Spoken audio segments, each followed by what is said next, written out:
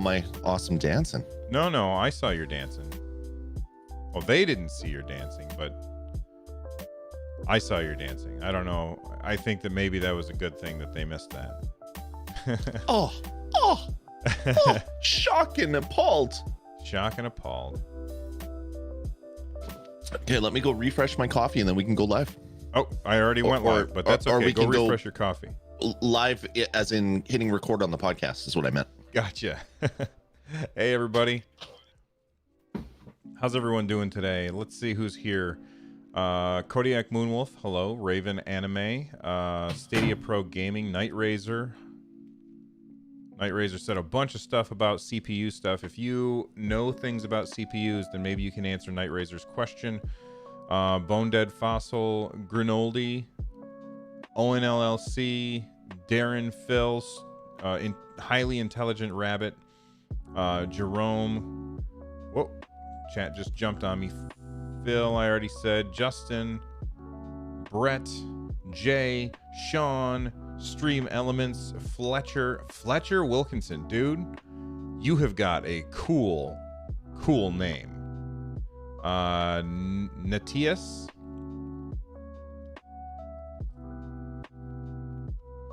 Yeah, the gear stuff should work. But it won't work until I'm live because the Stream Element bot doesn't show up until I'm live.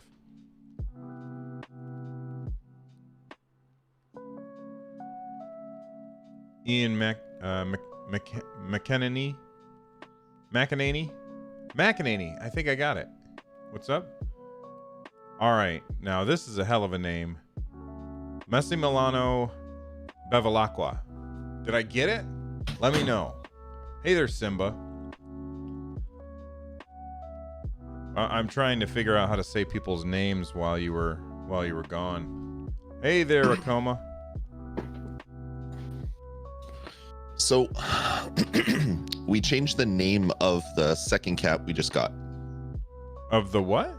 The second cat that we just got. You just decided. Was there any paperwork involved, or you just? What's the cat's name now? I didn't know what it was before. I know you had Juno. We went down to the cat justice of the peace and talked with a cat lawyer and worked on some cat paperwork to get a cat name changed. It was great.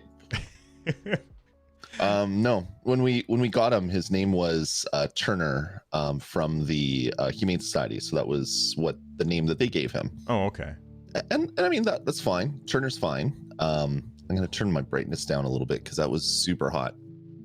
Super hot. The most innovative shooter I've played in years. Super hot is fantastic. This will probably make you look a little bit better and less pixelated. I didn't realize my gain was cranked all the way up almost to the top, which adds pixelation and stuff. All right. But anyway, when we adopted him, his name was Turner. So everybody called Juno Hooch, and my wife didn't like that. She didn't like that at all. And I'm like, come on, that was a good movie. But anyway, it was a good movie. We realized that he is a guy that doesn't know how to cat. So he tries to climb something and he falls backwards and lands on his back. He, you know how cats, you could set up a bunch of like super breakable things and put food at the end and they will somehow make their way through it without knocking one thing down, unless they're being mischievous and then they'll knock everything down. But generally they'll just walk around it. Like there's TikTok videos of kids that are setting things up and they have cats come through and then they have a dog come through and everything gets knocked over. Mm-hmm. Well, he knocks everything down, so he's more dog than cat. And so we were trying to figure out a name for him. So we changed from Turner to Dozer. Because nice. my wife said he's like a bulldozer, and I'm like, you know what? I don't really like that. I want to find a T name because I like calling him T. And she's like, well, what about Tank? And I'm like, Tank is a great name. So we're like, okay, yeah, let's go with Tank. And we asked the kids. The kids are like, yeah, I love Tank. Tank is great. Tank is great. And so we talked to my friend and we're like, yeah, we're renaming him. We were going back and forth, maybe Dozer, maybe Tank. We're not sure, but we think Tank is going to be the winner. And my buddy, she's like, oh, so you're a big Matrix fan. And I'm like, what are you talking about, Matrix fan? And then I think about it and I'm like, the brothers were Tank and Dozer. Oh, and I'm like, I did not realize that I knew that Tank. Forgot about Dozer. And I'm like, holy crap, that's like some sort of weird thing that we didn't even mean to do, but it's kind of awesome. So now we have a new bully cat who's more a dog, and his name is Tank now. Tank. So we'll see if that sticks for a little while. Most of the time, our cats' names are "Get off of there." And his name is mostly "Don't make me get the spray bottle." He does not like the spray bottle because he is a bully, and he likes picking on our Juno, who she's very skittish. So this introduction has been going very well because he gets into a bullying mood, and then he just wants to attack her and wrestle, because I guess maybe he played hard with other cats and that was how they played, and she wants nothing to do with that. So now I just have to hold a spray bottle, and he behaves. He knows, he sees it, and when he's thinking about it going to attack her, he looks at me and then looks at my hands to see if I'm holding a spray bottle. And if I do, he just kind of closes his eyes and kind of slinks down a little bit. That's great. So he's super smart, but man, he doesn't know how to cat very well at all. Yeah, Marvy, if I'm sleeping and he has decided that it's time for me to wake up and feed him, he will jump up onto my wife's dresser, and there's not breakable stuff, but like little knick-knacky stuff on the dresser, and he will knock that down in order to wake me up. So even if I were to sleep in, I get woken up at 6 every single morning, which is fine because I normally get up around then anyway. I don't like to waste my day. I don't like sleeping. Sleeping is boring, and there's much more interesting things that I could be doing. So wow. My cat doesn't know how to cat, and Bill doesn't know how to human. Yeah, I suppose so. Something like that.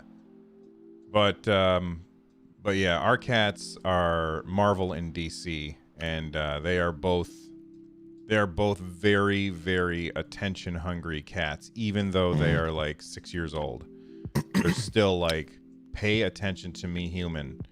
Do they do the call out thing where they, in the middle of the night, no one's around, they just go meow, meow, meow, meow, meow? That's what Tank does, and it's the most annoying thing at 4:30 in the morning.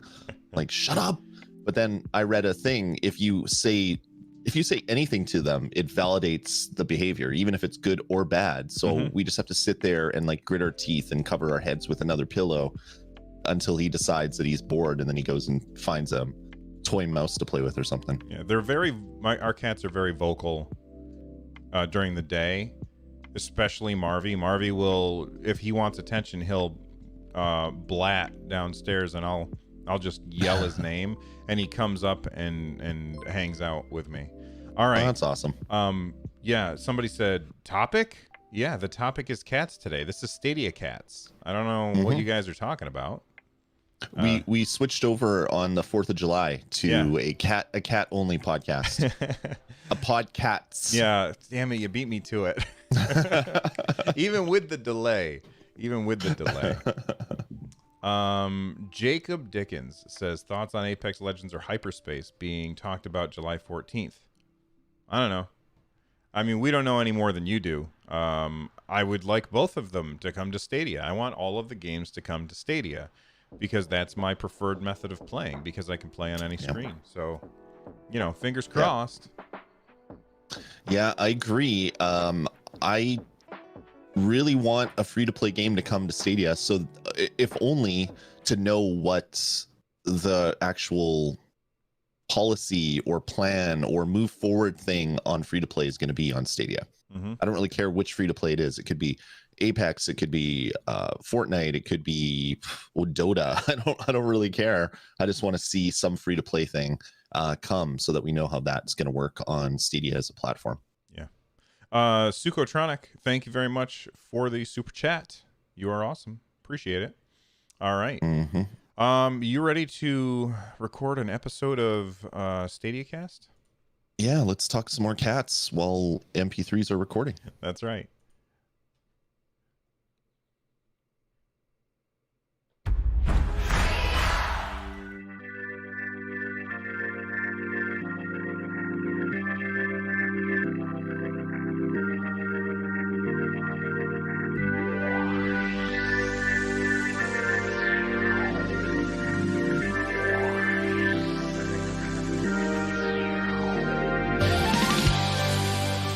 Hey everyone, welcome back to Stadiacast, your source for all of the Stadia news that you want to know about. I'm Bill, that's Lloyd. What's going on, Lloyd?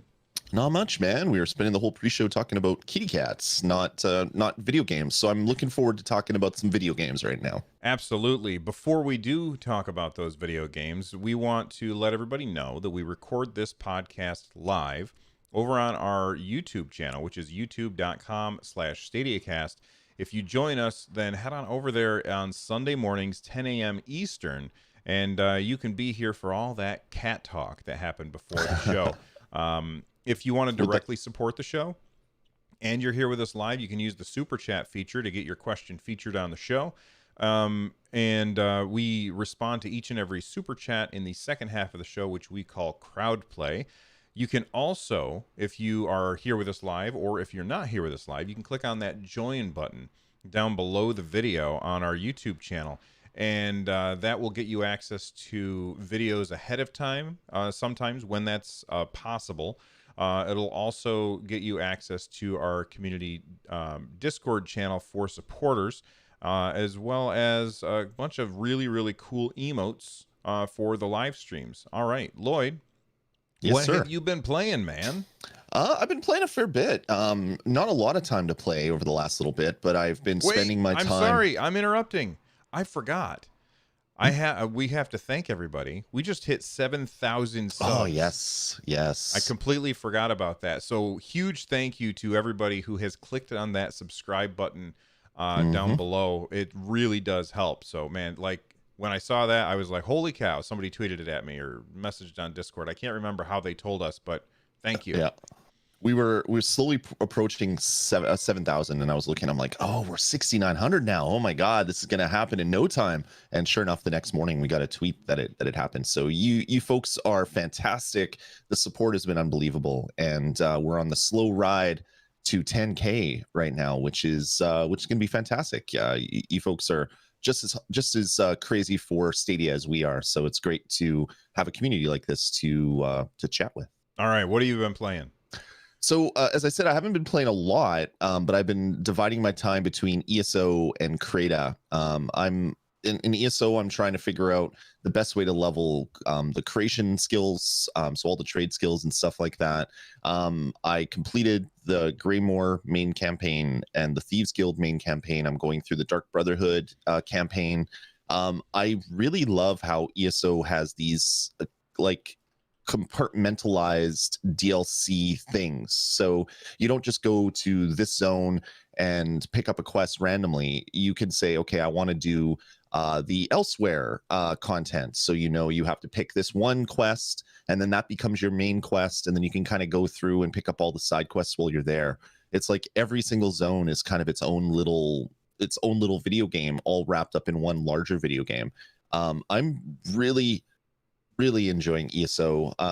Gem on the Discord wanted me to do a slash plate again, because the last time I did it was like 1 day and 8 hours, and that pretty much doubled from the last time I did it. So my speed of playing has slowed, but the amount of content that I'm getting through has stayed the same. So I'm just really loving ESO, especially with one of the news stories that we're going to be talking about.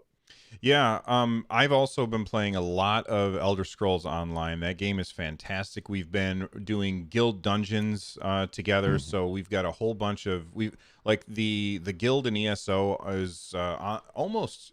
I don't want to say almost. It's somewhere around 120 people already, which is fantastic. So if you haven't already joined, then hop in our Discord, which is runjumpstomp.com/Discord.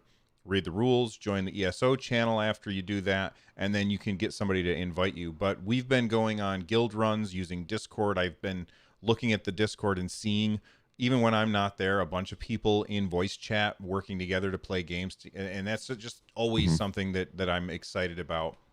But I've been having a blast. I'm level 42 on my healer, and Nice. 31 or 32 on my tank, and I have been really enjoying the group content. I've been having so much fun especially because my son has been playing with me as well. So like, we'll get together with other people from the guild, and we'll jump in and do a couple of dungeons, and then we'll bring out our bank pets and stuff, and everybody will sort their inventories, and we'll go again. It's just Nice. really, really fantastic. I love that game. What? So you also said you've been playing Crayta, right? Yeah, before that, I'm level 32 in ESO, and apparently I'm gaming wrong because I need to do more dungeons because you get that huge experience Oh my boost God. once a day by doing dungeons. I've only ever done dungeons, I think 2 or 3 days out of all the days that we've had ESO, so I need to jump into a guild's dungeon runs at least once a day. Yes. But I'm playing at such weird hours that I find it very difficult to find a group. And then I put myself in a random queue, and it could take like 2 hours to get a spot if I'm just DPS, because no one needs DPS. Everyone needs tank and healing, especially healing. So I need to figure out what I'm going to do there. Well, what I would recommend that you do is throw a couple of like go sky shard hunting one day, and when you get out there, find some sky shards and put some skill points into some healing skills. Mm. And then you can queue as a healer as long as you've got healing skills on the bar. You're not doing the super high end content. You're just doing the easier content, and just having a couple of healing skills on the bar is probably going to be enough. But also, Okay. like our Discord has a command where if you go into the ESO channeling, I think it's type !create and hit enter.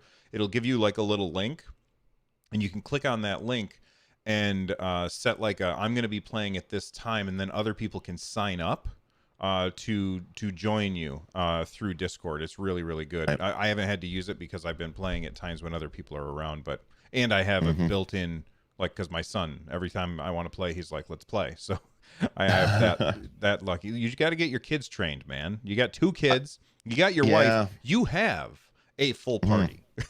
The problem is my son plays on PlayStation 4, so there's no cross play with that, which is unfortunate. Otherwise we could jump in and do that in no time, but sadly that's not yet, not until I get another Stadia set up for him on that TV. That should really be what I do. I just pick up another Chromecast, another controller for that TV specifically, and then buy a copy of ESO for him, and then we can start grinding together. That would be great. Especially because the Founders Pack is at $99. Well, is it? I don't know if it still is, but it was recently on sale at $99. I'm going to assume it still is because I think they're just trying to clear out inventory for the Project Sabrina thing. All right, I think so. ESO, be damned. I love that game. Crayta, we gotta talk about Crayta. We had both played it before last week, but we couldn't say anything because there was an embargo. So now that we have played a lot of it, what do you think? Well, tell everybody what you made. Okay, so I went on stream yesterday, I want to say, or Friday. I can't remember. My weeks, days don't mean anything anymore until all this junk is done. But I went on stream with a bunch of viewers, and I started I wanted to make a target shooter, because that's one of the templates that is available.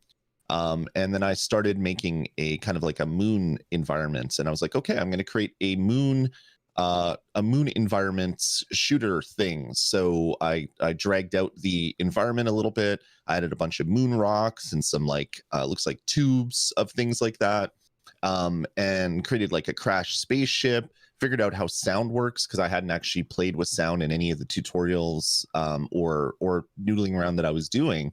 And I made a super moody space shooter where you have to hit 8 targets in as quick a time as you can, and then you get to the end where there's a nice big Stadiacast logo, and then you go into a tunnel, then you teleport back to the start, and that's it. So it's not much of a game. It's super like mind-blowing game, but the fact that I was learning the tools still, and working with people in chat saying, hey, why don't you do this? Okay, why don't you make some like asteroids that are rotating and orbiting? And I'm like, hey, that's cool. So did that. Well, how about a ship that's flying? Okay, did that. threw it together in just over 2 hours, made it look really cool, and then published it. And I had like 10 people, 15, 20 people probably, because people were playing and dropping out, right near the end of my stream, just jumping in and playing the game that I created. Crayta's awesome. Even the basic things, I touched 0 scripts and I was able to make a fun game. I know that if I'm going to take some more time and learn the scripting language and the API and how you hook into all the different things, there's some amazing games that can be made. So I'm really loving Crayta. I think this has the potential to be a huge product for Google Stadia as an exclusive. I think this will get a lot of more like maybe teenagers that are in some sort of programming class that want to make a video game. This will be a good place to start because you can immediately make something and play it, test it out immediately. I think this has a lot of applications for the learning environments, whether it's high school, junior high, or whatever you guys call it in the States, as you make your way. Like I think it really has some great applications for that. Plus the indie kind of game jam sort of environment. I could see some game jams popping up, and they're just using Crayta as the way to create a bunch of fun little games, all in quick succession. So really digging it. So were people joining your build, or it was just you building? It was just me building because I was trying to figure out the way all the different stuff worked. Mm-hmm. So originally I was going to open it up halfway through to builders, but I got pretty much the whole game done in half the time, and then it was just like tweaking and adding lights and getting the fog set properly and all that stuff. And then I was like, well, why don't I just publish it and then you guys can come in and play it? And they did, and it's fun. It's not, as I said, it's not much of a game. I don't think it's going to be rising up the ranks and taking a chunk of the $5,000 fund. But it was still pretty cool to just mess around for a couple hours and then publish something that people were able to jump into and experience while I was just standing there watching. I had a very similar and awesome experience with Crayta. I think it was Tuesday or maybe it was Monday. I'm not sure which. I decided I'm going to do a Crayta stream, and my initial reaction was going to be, all right, I'm going to start streaming and just start building stuff and kind of chat with people while I'm making it. And after I was going to build a house. So mostly because I wanted to learn how to create the environments, which I will say this, I struggled with it. It's not super intuitive, but once I got my head around it, I was able to do things a little bit better. But so I was making a house, and I had made like the outline of the house, and then I built like the outlines of all of the rooms. And then I was like, all right, I don't want to go through and decorate each room. What I'm going to do instead is I'm just going to do a state share link.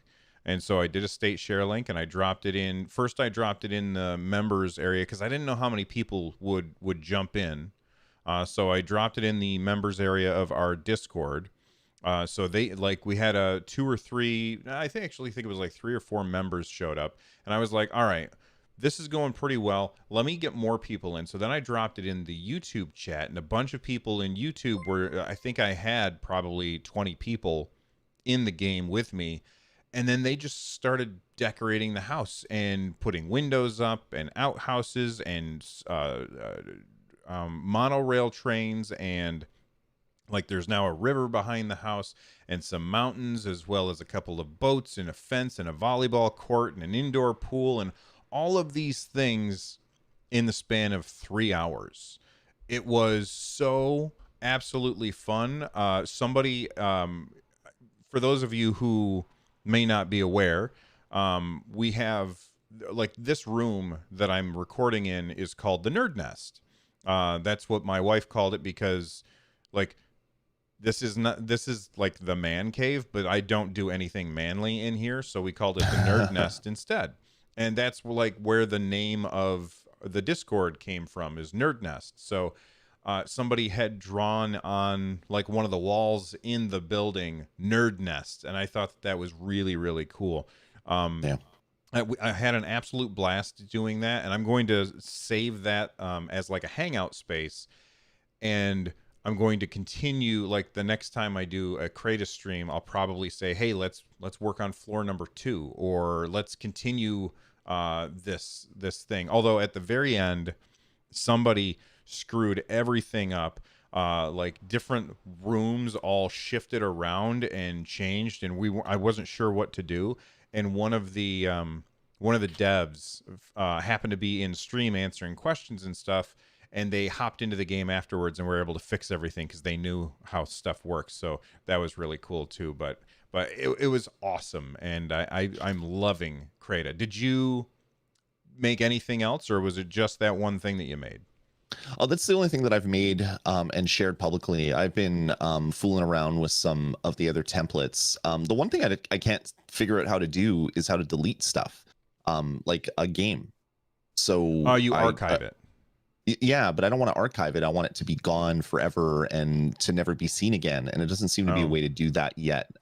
So because I'm checking out the different templates just to see how they've linked all the different objects together and look at the scripting and stuff like that. And so I have a bunch of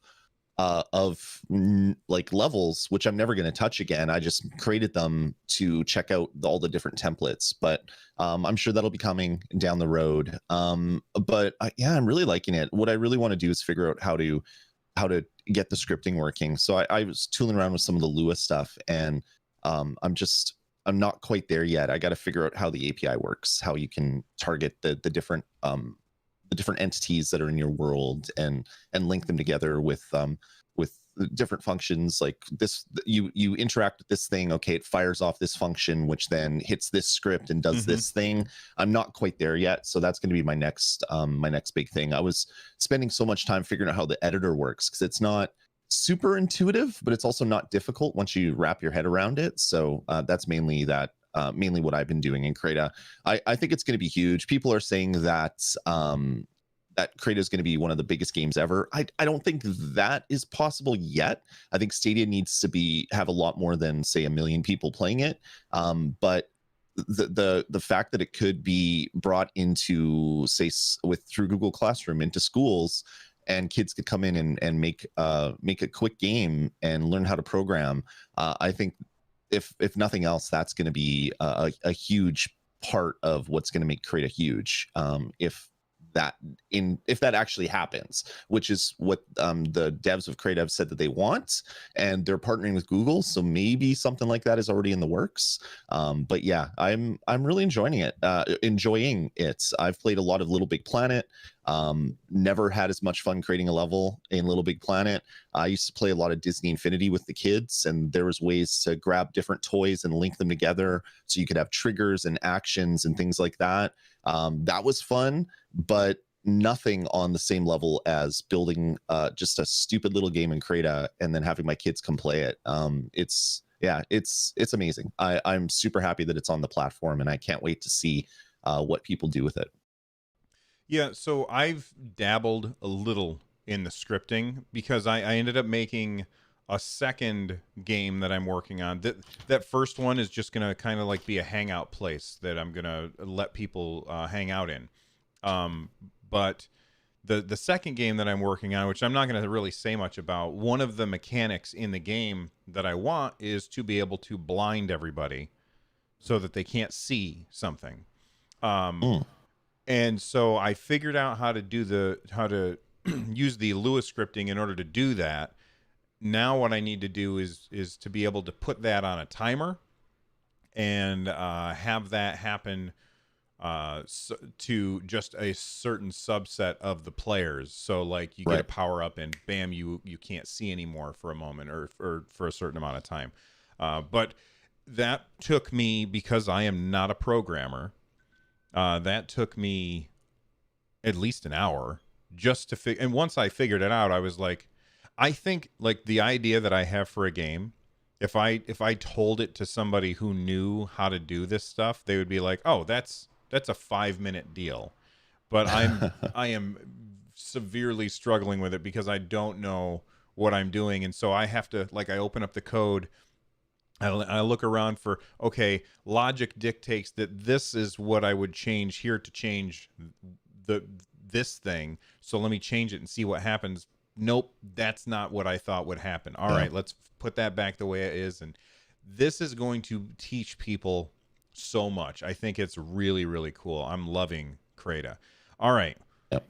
I also have to talk about Shapes and Beats. You've played that before. I've played Yep. it for the first time.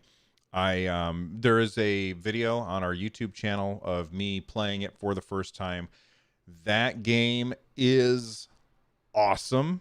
I cannot imagine myself playing it on not the casual mode because man, the like I was just very easily going through it. I was like, all right, this is pretty great. I'm enjoying myself. I'm dodging things here and there. And then I get to the first boss. Oh my God. That first boss, like I probably played against him 13, 14 times. And then finally I said, I'm going to put it on casual mode.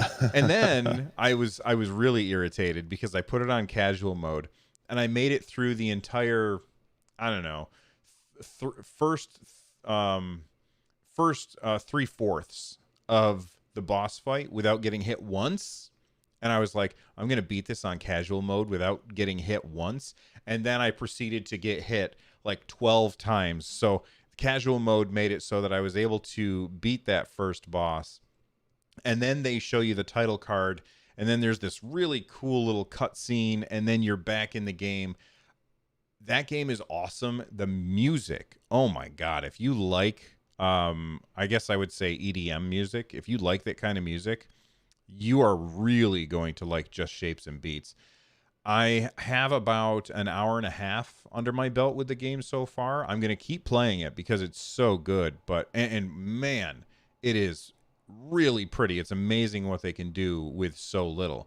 How far into it did you get? Because you played it on Switch. I played it on Switch. Geez, I don't remember. It came out so long ago on the Switch, so I can't remember.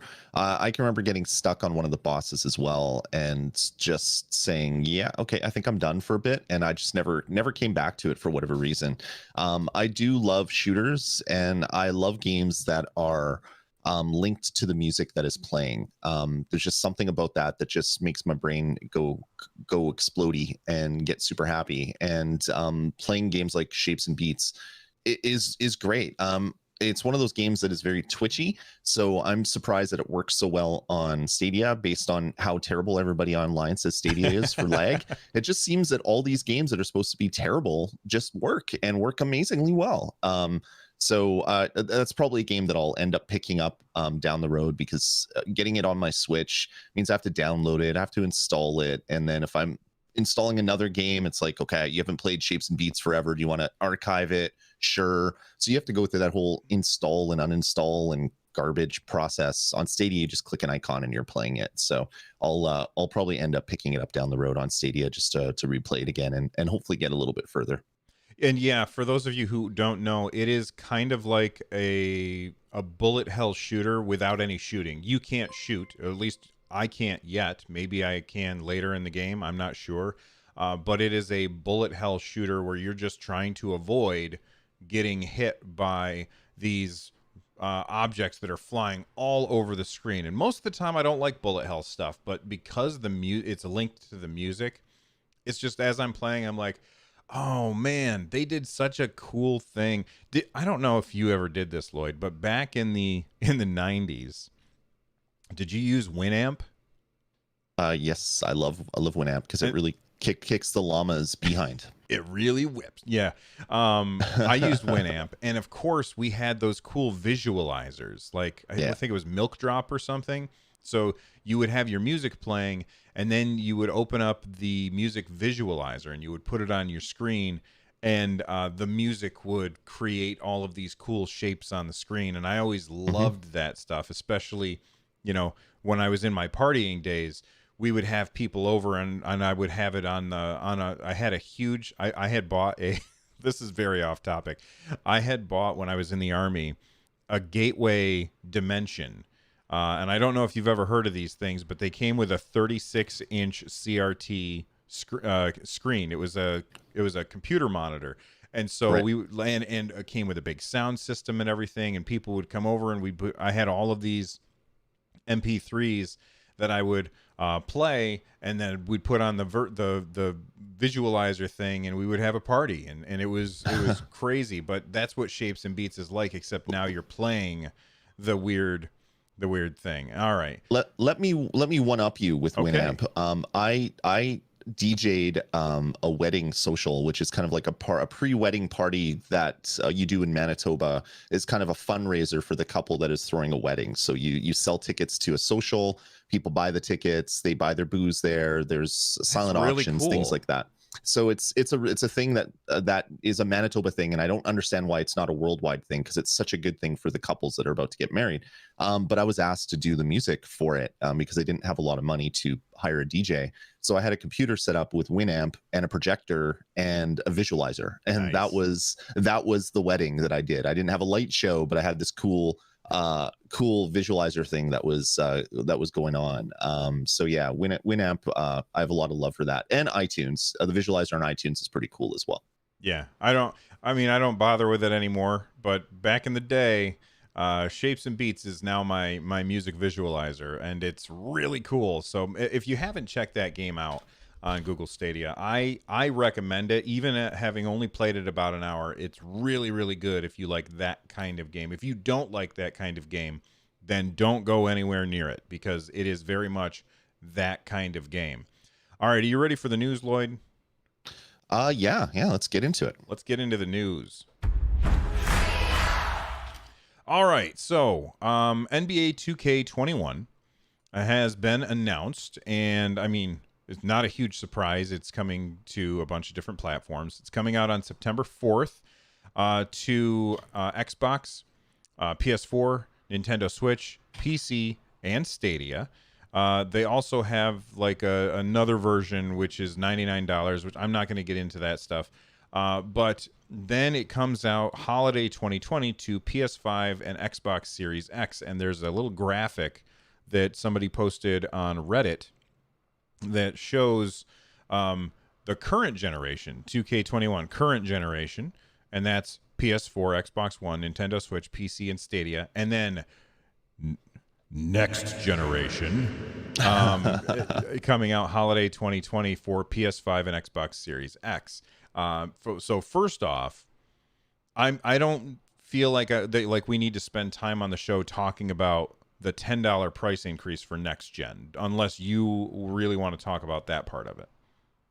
No, I just think people should know that it's coming. So your $60 games are probably going to be $70 games. In Canada, that means it's going to be like $90 for new release titles next gen. I don't know if I'm ready for that. So it'll be interesting to see how that all shakes out. I do know that there's a lot of people who are upset about that. And the analogy that I would give is if you were to buy an NES game back in 1985 for $30, and then you adjust that for inflation, that would be $71 today, of today's dollars. So basically, games are cheaper than they've ever been before, and this is just kind of bringing them back up. And I totally understand why they're doing it. The thing that bugs me is that then they're going to monetize the hell out of this after purchase, which drives me up the wall. Like they're going to have all of these loot boxes, I'm sure, and of course other nonsense. The thing that really makes me chuckle at this is the reasoning that they said was basically because they had to build it from the ground up for these new platforms, which just tells me that they've been selling the same game to us over and over and over for the previous gen stuff. So I don't know. I think that it's justified to increase the price, but the way that they justified it is just kind of asinine. It's funny. They come out and say, "Oh well, we haven't increased prices in forever. That means we've been making less money than we could." It's like, no, there's more people that are playing than ever before. You had 10,000 copies of a Super Nintendo cartridge, and you have millions of copies of a PlayStation 4 game sold, and each of those were a success in their given generation. So maybe things are a little bit different. But yeah, I get the need to increase pricing. It's just not as black and white as the publishers are making it out to be. Yeah. Now let's get to the part that is really about Stadia. Are you surprised that they are putting Stadia in as current generation? Um, kind of. I also think that they'll probably end up patching the game, I would assume, just to support some of the new features. But the fact that they want it out in September, getting it on more platforms in September makes sense because the next gen isn't going to be out till who knows? We don't know when the release dates are. It could be November, it could even be December, depending on issues with producing things when this whole pandemic was going on. So I think it makes sense to get it out on the platform now, especially since patching it for higher graphics is just a matter of hitting a button on their side. Well, the work behind it obviously has to take place, but to get it out to everybody, they hit a publish button, and the next time you start the game on Stadia, it's running the latest version, no downloads, no anything. So maybe that'll be something that happens down the road. The way I look at it is that my guess is that the publishers are probably, or this particular publisher is saying Stadia has a small install base. We don't want to put the effort into making our game optimized well. And I don't have any inside knowledge here. This is just, I'm spitballing. But they don't want to put in the effort that it takes to optimize the quote unquote next gen versions for Google Stadia, when it's much easier for them to optimize and get running at a high frame rate the current gen stuff that has lower resolutions, lower textures, all that stuff. Yeah. Although I have to say, built for next gen, unbeatable graphical fidelity, 2-second load speeds. Loading times on Stadia are insanely fast. So Yeah. I don't know. People in chat are saying things like, oh gosh, where was I? I saw, damn it, I saw it and now it's gone because people were chatting so fast. So anyway, any other thoughts on this, Lloyd? No, and it could just be that the Gen 2 blades aren't ready for prime time. So they're in testing now, but they're not ready. So you can't launch a next gen game without the next gen hardware. So maybe they're waiting for those those blades to be published out to be sent out to the various edge nodes around the world so that they could be used by the game in the future. So it could just be a weird timing issue. Do you think that, let's say that Lloyd, the huge basketball fan that he is, goes out and picks up NBA 2K21 on Google Stadia day one? Do you think that at some point that game gets patched to run on Gen 2 stuff? Or do you think that they say that's the version that you're getting, and then when Gen 2 stuff comes out, the next NBA 2K game, that's the one that runs on the Gen 2 blades? Really hard to say. They could do it either way. Like it's an easy thing to patch because you don't have to sell people new hardware. You just increase the resolution, you put better textures, you do all the back end development stuff, which obviously is not a small feat to get that running. And then you just publish it out, and people that own the game can run the new version. And I'm sure that you could have it so that it runs on both blades. So if people are running in 4K, it runs on this one. If they're not, it runs on this one. I just think that's a lot of work for a publisher that maybe isn't getting a lot of sales on a platform to devote to that platform. So I think it all depends the increase in playtime and sales on Stadia. If that keeps going up, you're going to get better looking and more optimized games coming to the platform. But if someone releases a game and it sells 10,000 copies instead of 100,000 copies, they're going to devote less time to that platform. So I think it's just a matter of growth on Stadia as a whole, which is going to lead us to whether games get updated or we just wait for the next gen stuff in the next version of the game. I think that what will end up happening is that we will be waiting for the next gen stuff in the next version of the game for multiple reasons. First off, this isn't like I don't know, Last of Us 2, which, I mean, how many years went between Last of Us 1 and Last of Us 2? This is a game that comes out every single year. And so for them to go back, I mean, they started work on this a long time before Stadia came out. Mhm. This hardware revision. So I don't think that that they will go back and update 2K21, but I think that 2K22 will probably, if the Gen 2 blades are out there by then, I think that it makes a lot more sense for them to update that game. I wish that they would have said, all right, we're going to make sure. I wish that they would tell people ahead of time, here's the Stadia version of the game, but guess what? When the hardware upgrades for Stadia, you're going to get a better experience. So like that would, I think, sell more copies of NBA 2K21 on Stadia.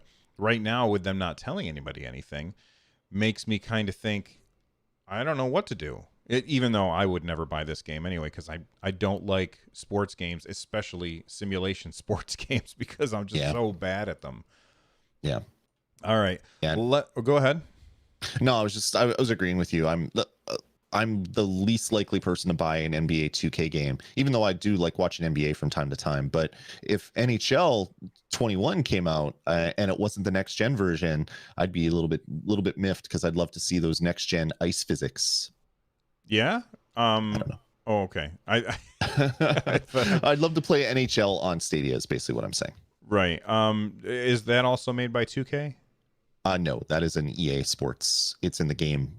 Oh, then that's perfectly possible. I mean, it's possible from 2K. I'm sure that they will publish the hockey game on all platforms that they can publish the hockey game on. Although, do we have one on Switch? Okay. No. Maybe not. Well, I mean, EA's been ignoring the Switch for years, so that is very true. They got 7 games coming to the Switch this year, and they've got 5 games coming to Stadia this year. So maybe one of them is the hockey game for Lloyd.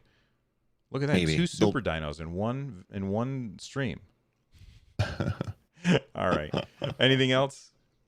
No. Let's keep going. All right. This is very interesting.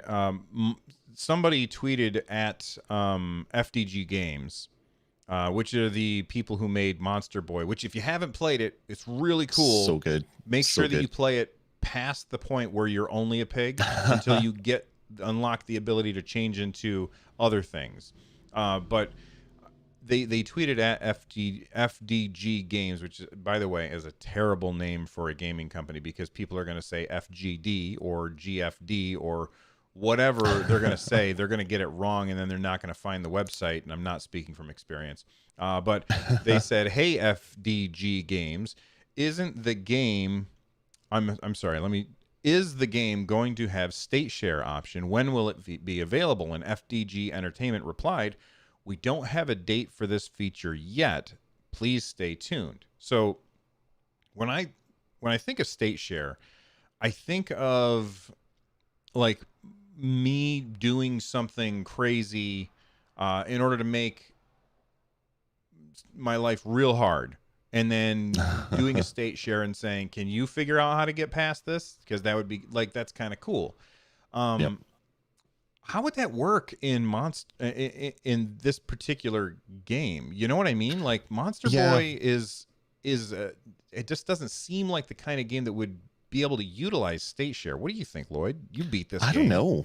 Yeah, I love this game. I played it to death on Switch. I haven't booted it up on Stadia yet. I should jump in and see how it looks on the platform. But I know that I'd be sucked in, and I wouldn't be able to put any other game up on my Chromecast until I beat this game yet again. So maybe that's part of the reason. State share could be really cool for if there's like some sort of boss rush mode or something else in a video game where you get like the best time, and then you want to share that to have people compete against it. Unless they've patched Monster Hunter, I don't know. I don't think that is in the game. So I don't really know why state share would be a thing, other than, like you said, you get to the end boss, you have 1 heart, you have the weakest item in the weakest sword in the game, and it's like, here, try to beat the boss. I just beat him. Here's a video of me beating him. Here's a state before that boss battle. You jump in and see if you can do it. It just seems like a really weird game to be the first one to really show that off. So yeah, I don't know if it's just a weird text bug that they left in their game by accident. Well, but then they replied and said, we can't talk about this feature yet. Stay tuned. Yep. Like, yeah, we've got plans for this. I can't picture it. And before everybody sends messages to Lloyd, he knows that state share is in Crayta. Yeah. He knows. Yeah, no, I know just it's the way in you Crayta. phrased it made it seem like it was the first time that we'd seen it. No, but this game has probably been in development for months. So they're going through the process, and it's like they're putting it in their game as the first one, and then, well, of course, Crayta comes out with all that stuff. But it's like I don't know where it would be used in this game, and for it to be the first one, obviously it wasn't. Crayta was the first one, so that wasn't going to be an option. But going through the development process, just the thought behind putting it in the game, I don't get where that is coming from. If you have really good ideas of how they would use this feature in Monster Boy, then tweet it at Run Jump Stomp and at Dasme, that's DASME, and let us know how you would use Monster Boy State Share in order to make something really, really cool. Because Lloyd and I are scratching our heads, and maybe FDG Entertainment has an idea, but I don't see one myself. Or maybe this is just part of the newer dev kit that they're using, where by default state share text is thrown into the save and load process. Like maybe it's just something that was exposed by the newest dev kit. So they just didn't either turn that icon off, or they put it on the screen because it was offered to them, not realizing that it wouldn't be there when they launched the game. There could be lots of reasons for it. Yeah. All right. Let's talk about some other games that may be coming to Google Stadia.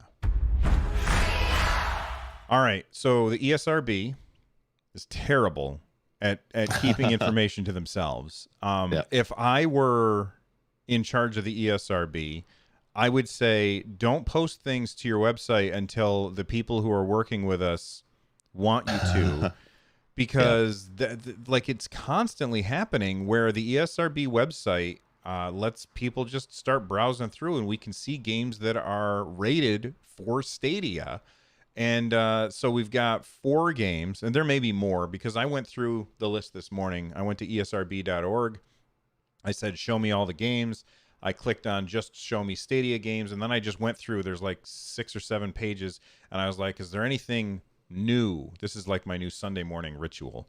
Is there anything new here? So I went through and I clicked and I clicked and I clicked, and I was like, oh, look at that. There's Celeste, Hello Neighbor, Gunsport. Gunsport we already knew was coming, but now it's rated.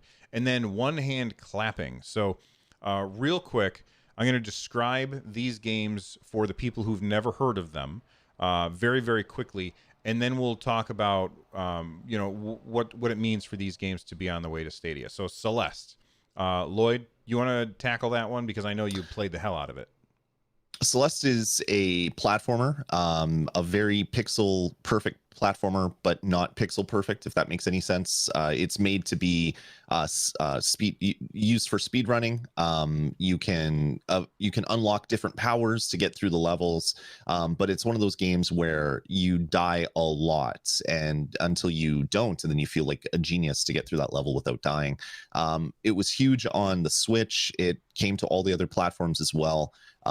It'll be cool to see that on Stadia, because it's one of those games where controls are going to make and break this game, and I can't wait to see people say it's never going to work, and then they play it and they're like, oh god, it does work, I'm an idiot.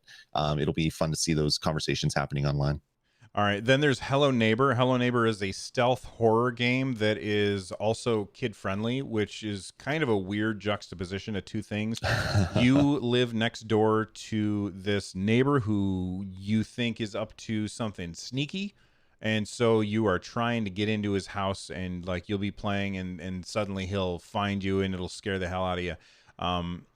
I have tried playing this game. I hate the controls because it's physics-based, and physics-based games have, in my opinion, terrible controls. My son loves Hello Neighbor. His friends love Hello Neighbor. It is a huge game and very, very popular on Switch and PC. And now it's also possibly coming to Stadia. Now, Gunsport, that was one that you were looking forward to, right, Lloyd?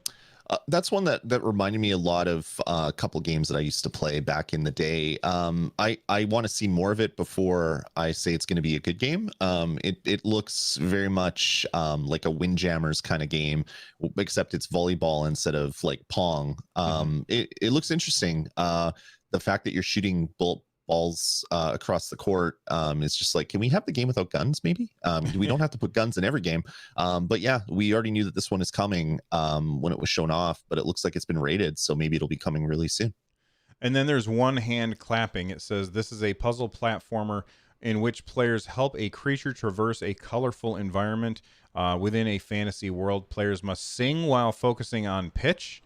I'm sorry, wait a second. Do you have to like sing into your phone or something? I have not heard anything about one hand clapping. Have you? No, not at all. I know nothing about that game. Well, it's been rated by the ESRB for Stadia, along with Celeste, Hello Neighbor, Gunsport, and many others. So do you have anything to add here for these? I was looking through the ESRB while you were chatting, and I found a game I didn't realize was coming to Stadia, which is WWE 2K Battlegrounds. I'm sure it was announced, and I just spaced on the announcement, but that is an arcadey wrestling game that is coming out this gen. So not next gen stuff, but for this gen. And I was really looking forward to it. Now I'm looking forward to it more because it's coming to Stadia, because I think that would be a perfect platform for it. Haven't those been kind of widely panned for the past few years? Well, this is a different one than the other WWE games. This is more of an arcadey. Okay. So this is like a comeback to like the old school like N64 versions of wrestling games, not the 2K sim games that have been out. So yeah, I'm excited for this one, and I didn't realize it was coming to Stadia before.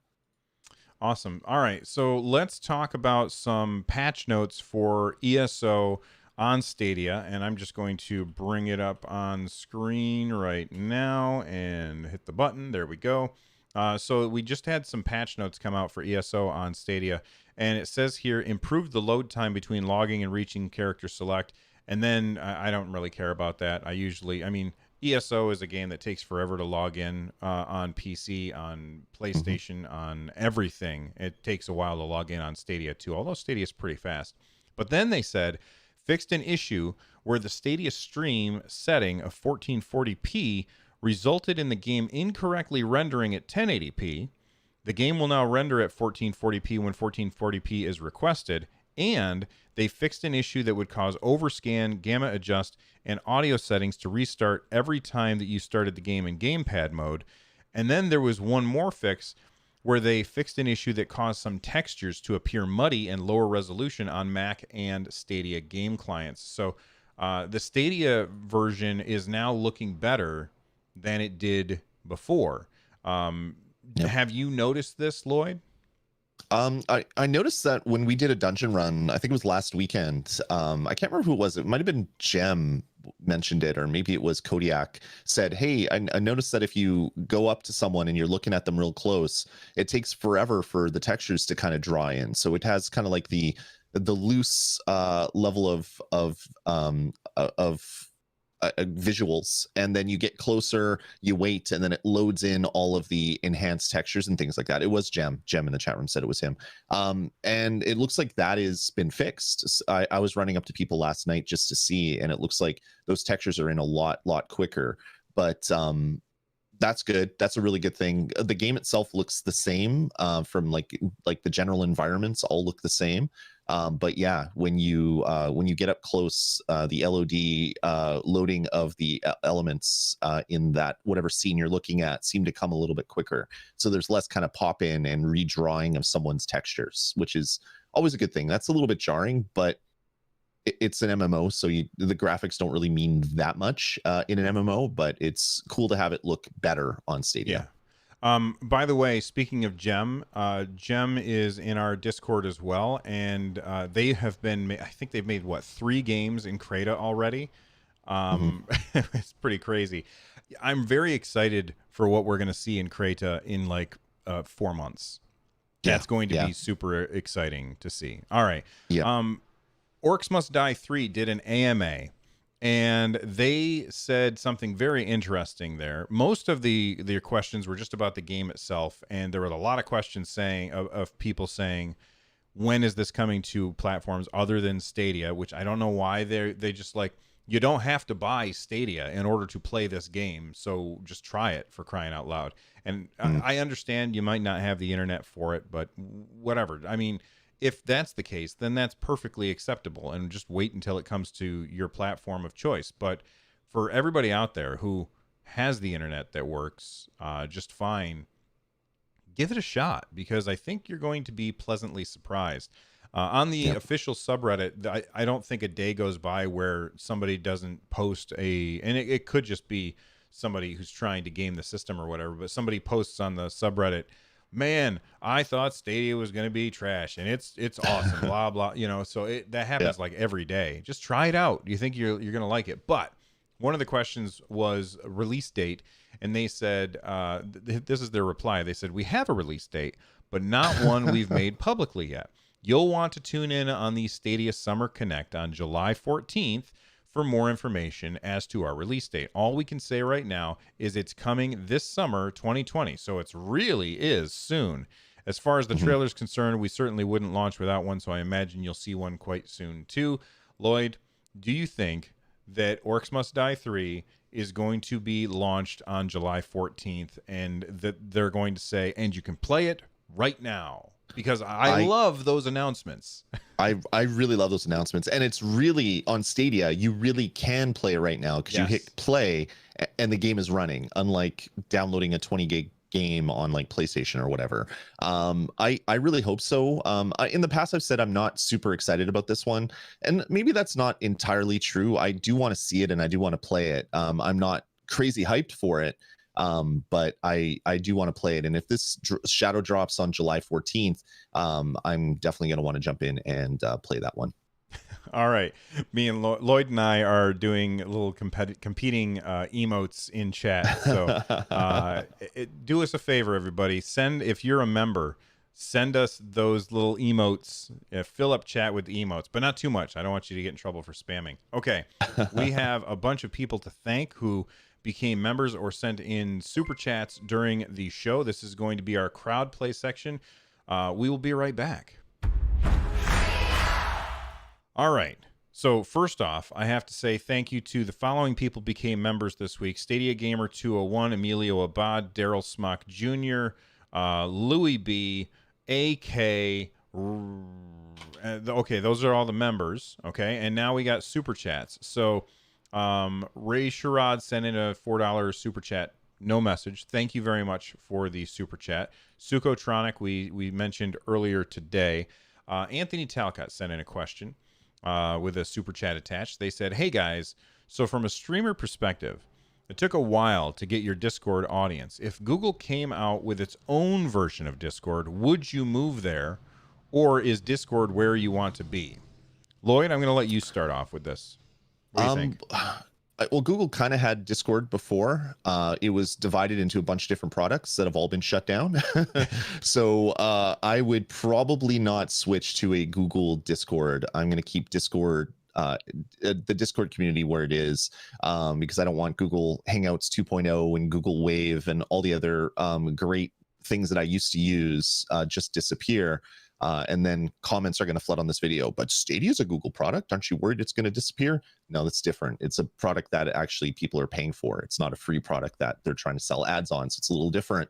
But yeah, no, I would not switch over. I also would not switch over. What would be 1,000 times better is if Google simply approached Discord and said, we would like to work with you. And I'm not saying that Google needs to buy them, because I don't want that to happen. I don't want Google to control Discord. I want Discord to be its own thing. And I want Google to approach Discord and say, we want to work with you. We want to put your platform on our platform. That would be the best way. And then I want Nintendo to approach Discord and say, we want to put your platform on our platform. And the same thing with Twitch, and the same thing with Sony, and the same thing with Microsoft. I want Discord to be in all of those places so that we as gamers can use it as a community tool where we can communicate with all of the other people in our community, whether we happen to be on Xbox or on a Nintendo Switch or playing on Google Stadia. I think that would be the best way to go about it. Yeah, I agree. Just for something as simple as whenever I'm playing a game on Stadia or playing a game on my Switch, it'll show up on Discord what game I'm playing. So then someone could say, "Hey, you're playing Diablo 3 on Switch. Do you want me to join you? Can I join your party?" And then, yeah, you get an invite. It would be even better if those invites came directly on the game. I wouldn't have to have Discord open on a window beside me while I'm playing it. Things like that would be amazing. I'd love to see Discord tightly integrated with all the different platforms. I really don't think that will happen because every platform holder wants to reinvent the wheel every single time. But let's cross our fingers that maybe there'll be some deeper integration in the next gen, because Discord is such an amazing service. And it's so funny thinking of Discord coming from the same guy that started making multiplayer iOS games. He made the first iOS MMO, Jason Citron. And next thing you know, he starts up Discord and it becomes this huge thing that every gamer out there is using. That guy's pretty awesome in coming up with ideas. All right. You mentioned Discord and having it in a window off to the side, and that's often how I end up playing Elder Scrolls Online is I'll have Discord nearby so that I can easily communicate with the community while I'm playing, because typing on Stadia is the worst experience for typing. Like T9 is better than typing on Stadia. It is atrocious. And Stadia has been out for 231 days. I just Googled it. So what I have to say is that I'm putting a clock on. We are now on 231 days without me being able to push the Google Assistant button and type with my voice in Elder Scrolls Online. So every single episode until we get that ability to type with our voice, which we know Google knows how to do, I'm going to complain about it. So 231 days, Google, make it happen. or at least sell a Wi-Fi enabled keyboard and mouse that we can use for playing games on Chromecast, because I'd love to do keyboard and mouse on that device as well. Yeah, it's just it's driving me crazy that so I'll join a group or like I'll join a random dungeon or something, and I'll bring up the thing and I'll be like typing with my joysticks. I'm like, "Hey guys, this is my first time in this dungeon," and by the time I finish sending the message, they're like halfway through the dungeon. I'm like, "Really?" They've beaten the last boss, and you just get you get the quest completed dialogue. It's like, what the hell? What happened? Yeah. It would be so easy for them to, if I'm in a text box and I hit that button, for it to just say, "All right, start talking," and I'm going to type it for you. Because because I did a video on how to use the Google Assistant in order to search for ingredients for alchemy in Elder Scrolls Online. And when you hit the button in Stadia, you can just talk, and it types the words right on the screen. All you have to do is then take those words and put them in the text box. Moving on, Tom O'Fallon sent in a super chat. They said, "Am I the only one annoyed by the 25 quest limit in ESO?" No. No, you're not. Although he said yup, and I said no. No, you're not the only one, and I'm assuming that Lloyd agrees. Yeah, I was agreeing with the message. At least if you have ESO Plus, double it. Like you double your bag storage and your bank storage. Like if they did something like that, I'd be happy, because I was sitting around 23, 24 quests for a while, and then I was like, you know what? I'm just gonna unfollow all of these other quests because I could pick them up later. I have a bit of an OCD when it comes to quests, where if I see the question mark in WoW, or if I see the little diamond bubble thing above someone in ESO, it's like I gotta talk to them. I gotta pick up that quest, because what if I don't come through this exact same part of Cyrodiil ever again? I'm never gonna get that quest. I have a bit of FOMO when it comes to MMOs. Yeah, that's a lot of acronyms, by the way. I have some FOMO in my MMO. It's like that scene in Good Morning Vietnam, where Robin Williams is like, where he's talking, if the VP is going to be such a VIP, then we're all going to be MIA and we'll have KP. That's a lot of or a lot of acronyms. People are responding to our typing thing, and they're saying, what if I don't want to talk? Like, what if there's people sitting next to me and I don't want to, like, I got a baby sleeping in the room and I'm playing my game and I got headphones on and I don't want to talk. Then, Nintendo, they kind of solved that problem with the Nintendo Switch app, which everybody hates this thing. But the Nintendo Switch app, it allows you to type in Animal Crossing. So if you're playing Animal Crossing, you can bring up a keyboard and type into the game. And everybody who has Stadia they have an app on their phone for it. Or I think, do you have to, right? To create your account, you need an app still, don't you? You can't. So you would be able to type that way. Just let us do that. It's just so irritating, and I feel like there are people who won't play on Stadia because of that reason and that reason alone. That communicating is hard. Now, of course, you can just log in on your computer using Chrome, and type that way, and it works just fine. So I have this guy here. I have this keyboard. It's an old Dell keyboard. I think it came with my computer and I never used it. And I was so tired of typing stuff on my Nintendo Switch with the keypad or going into the app on my phone and typing it in that I just plugged this into my dock. You needed the ability to get one of these hooked up to your Chromecast. So I hope that the next Chromecast coming out, rumored to support Bluetooth, will support Bluetooth keyboards as an input device. Because if I could just even pair, I have a tiny little Bluetooth keyboard that I used for my Raspberry Pi. If I could pair that with my Chromecast and I could use that to type, that would be the ideal method. Even if you can't use it for gameplay, if you could just use it for typing, that would be fantastic. Right. And you know what? Even if it doesn't support Bluetooth, if you just make it so if I buy a USB-C keyboard, I can just plug it into the back of my controller. Yeah. Because that would work too. That would be cool too. Yeah. All right. Well, we have talked a whole bunch today about a whole bunch of things, and I want to say thank you to all of the people who are members or who have used Super Chats to support us. You guys are really, really fantastic. Lloyd, do you know if are you going to be working the day of the Stadia Connect the 14th? Let me double check. Okay. Yes. I'm going to be co-streaming it. I'm hoping Lloyd can join me, but he probably can't. I might look and see if I could take that as a vacation day, and just take the whole day off and have a whole day of Stadia awesomeness. We could do some streaming and some chatting and some gaming. I think that would be a fun thing to do. I agree. Yeah, but I'm going to be doing a co-stream with it. So if you want to watch the Stadia Connect and you want to hang out with us, or at least me, if Lloyd can't get the day, then make sure that you come here for it, because our chat room will actually be, you'll actually be able to talk to people. Whereas if you go to the official one, it's just going to be flying by at 1,000,000 miles per second. So come here, youtube.com/Stadiacast, and we can watch the Stadia Connect together. We'll do predictions before, like your predictions. Like we'll all kind of talk about that stuff before the actual Connect.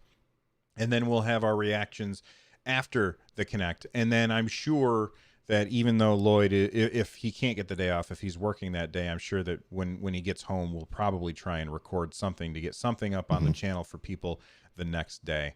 And if not, then we'll record it when we can. But you guys are awesome. Thank you, everybody, for watching the show and hanging out with us. You can follow the show on Twitter at Stadiacast. You can follow me on Twitter at RunJumpStomp. You can follow Lloyd on Twitter at DazMe. And if you want to get a hold of us, get a hold of us that way. You can also join our Discord, runjumpstomp.com/Discord. There's over 1,400 people. I think that went up 100 people joined last week, which is crazy. And if you're already joining Discords, Lloyd has a community Discord as well. You can join as many Discords as you want at res.tv/Discord.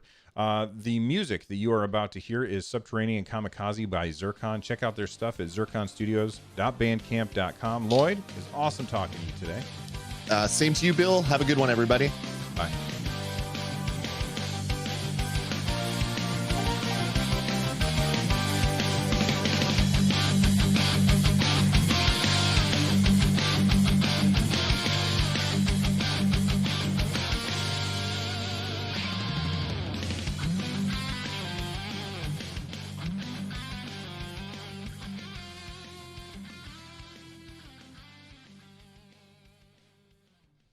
right, there we go. File save. You know, one of these days, I'm just going to try saving in the middle of a recording and see if it works. It makes me nervous to go all the way through a recording without saving in the middle. Yeah, yeah. I've had computer crashes take podcasts before, so it's never a good thing. Yeah. Well, there you the go. good thing guys. is you can always re-download the video and extract the audio, so it's not completely lost. But yeah, it's kind of a big pain in the butt. It is, and man, it takes forever to download those. Mm-hmm. All right. Well, thank you guys for the ideas. Question: Will we see Stadiacast in the famous 8K members weekend? What? Will we be able to see Stadiacast in the fabulous 8K members next weekend? I don't understand what he means. Yeah, I'm not sure. Oh, we don't have 8,000 members. We have 8,000 subscribers. Members are people. Okay, I was confused. I think he means 8,000 subscribers. It would be amazing to get 8,000 subscribers. That's not happening in a week. It'd be great though. It would be great. If you guys could do us a favor, if you want to help make that happen, click the like button. And, of course, turn on alerts, because the more people, if you get an alert and then if we post a video and people watch it right away, even if they don't watch the whole thing, if they watch it and then hit the save for later button, that really helps our numbers. Mm-hmm. Helps the algorithm. JB says, still no invite to Nerd Nest. I don't understand what you mean, man. Just join the Discord.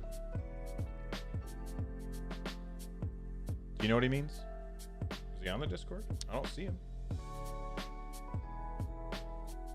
Oh my god, did you see this, Lloyd? Look in the Discord. Yeah, the Stadiacast. Yeah, I love it. Bring that up on screen. The intro and outro slide that you show with the Stadiacast logo and our faces on it, do you have all of those as one image that you could send me? No, it's not all one image, but I can turn it into one image. If you could, and if you could shoot that to me just so I could use the same thing as you. Okay. That would help. Without the blue background, just have it translucent, and then I'll lay the thing below it. I have it. Yeah, that's what I have. I can put it into all one file, I think. Okay. If you could, that would be wonderful. Stadiacast. That's too funny. Yeah. Oh, that was Kodiak did that. Nice. All right. Anything else before we get out of here, Lloyd? I don't think so, man. I saw that Crayta just posted a new tutorial, tutorial live stream basic physics coding in Crayta. I'm gonna have to go check that out to see how you can do basic physics in Crayta. There you go. I need to learn more about Lua, big time, so that I can figure out what the hell I'm doing. But I'm really having fun with that game. I'm trying not to get too sucked in because I tend to rabbit hole stuff and never claw my way back out. So I'm gonna. I only dip in a little bit each day. All right. Awesome. See ya, bud. See ya. Have a good one, everybody. Bye, everyone.